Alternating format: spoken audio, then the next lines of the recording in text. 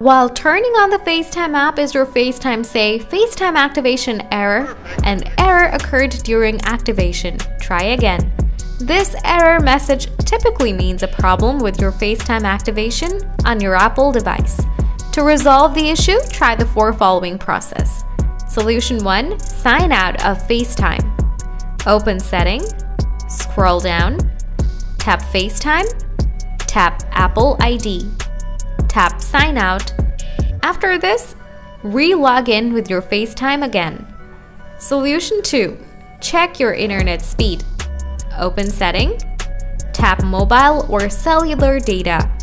Scroll down, turn on the Wi-Fi Assist. Quickly after that, switch your network. Wi-Fi to mobile or mobile to Wi-Fi. Solution 3. Change your FaceTime ID. Open Setting, scroll down, find out FaceTime. Here are tricks. If you're using your Apple ID for your FaceTime, then choose your phone number, or you can do the vice versa. Also remember that your date and time should be okay on your iPhone. These are going to solve your problem, but for any reason, if you still have a problem, you can reset all settings for your device. Now, if you still have issues, please ask me in the comment section. Thanks for watching.